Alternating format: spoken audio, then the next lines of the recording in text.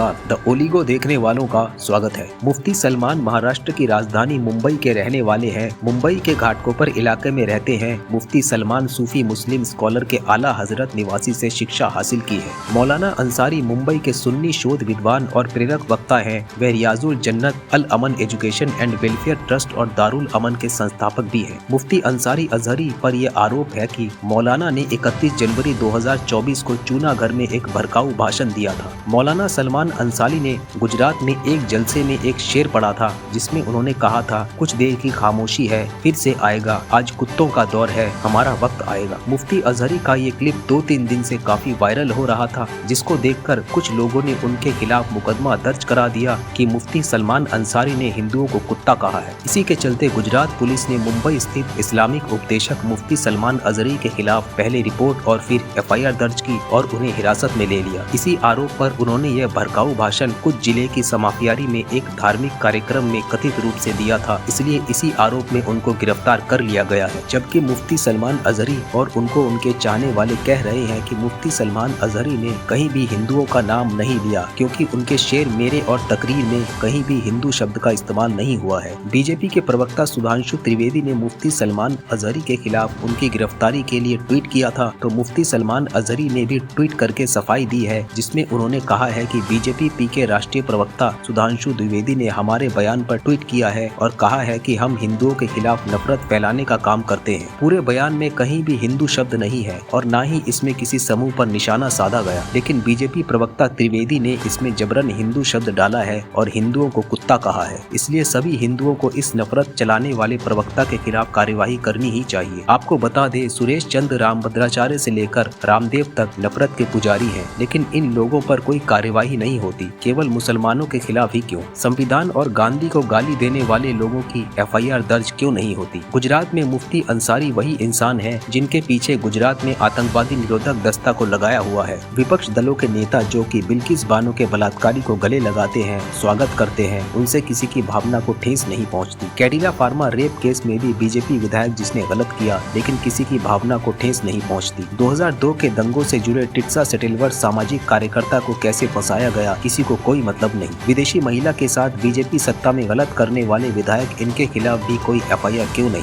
लेकिन एक मौलाना अगर जनसभा को संबोधित करने के लिए एक शेर पढ़ता है तो उन पर कार्यवाही की जाती है, मुकदमा दर्ज हो जाता है और पुलिस उसको गिरफ्तार करके ले जाती है। दूसरी तरफ सलवारी बाबा राम भक्त चाहे हिंदू प्रवक्ता को गालियां दे, SC की ऐसी की तैसी करे और कुछ भी बोले, लेकिन उनके प्रति कोई एक्शन नहीं लिया जाता, उनके अगेंस्ट कोई एक्शन नहीं होता, किसी की भावना को ठेस भी नहीं पहुंचती है। आतंकवादी निरोधक संगठन कभी भी ऐसे लोगों को नहीं पकड़ पाया जो बलात्कारी हैं, जो आरोपी हैं, खूंखार ही हैं, जो कि SC ST को, मुसलमानों को गालियां देते हैं, उनके धर्म के साथ राजनीति करते हैं, बल्कि उन्होंने इसको पीछे लगाया है मुफ्ती अजहरी अंसारी जैसे लोगों के, जो कि एक मौलाना है, वो भी किस लिए? एक भाषण के लिए। आपको बता दे, मौलाना मुफ्ती सलमान अजहरी पर धारा 153A, 114, 188, 505 के तहत मामला दर्ज कर लिया गया है, वो भी इस भाषण के आरोप पर, और उनको घाटकोपर पुलिस स्टेशन में भेजा गया। मौलाना मुफ्ती अजहरी अंसारी ने खुद यह घोषणा की है, ना तो मैं अपराधी हूँ, इसलिए उन्होंने अपने समर्थकों से शांति बनाए रखने की मांग की। उन्होंने यह भी कहा, मैंने कोई ऐसी बात नहीं की है जिसके लिए मुझे कोई सजा दी जाएगी। देखा जाए तो हिंदुओं को इस नफरत फैलाने वाले प्रवक्ता के खिलाफ सबसे सख्त कार्यवाही करनी चाहिए, आंखें बंद करके नहीं बैठना चाहिए। ओवैसी की पार्टी AIMI के प्रवक्ता वारिस पठान ने भी मुफ्ती अजहरी अंसारी के पक्ष में कहा है कि ऐसा कोई भी शब्द इस्तेमाल नहीं किया है जिससे कि किसी की भावना को ठेस पहुंचे। जब सच में नफरत फैलाने वाले भाषण दिए जाते हैं, धर्मों को धर्मों से जोड़ा जाता है, इंसानों के मन में नफरत फैलाने का काम होता है, तो हमारा देश क्यों नहीं कुछ करता है। आज के लिए इतना ही। अगर आपको ये वीडियो अच्छी लगे तो चैनल को लाइक करें, सब्सक्राइब करें और शेयर करना न भूलें। द ओलिगो देखने वालों का धन्यवाद। जय हिंद।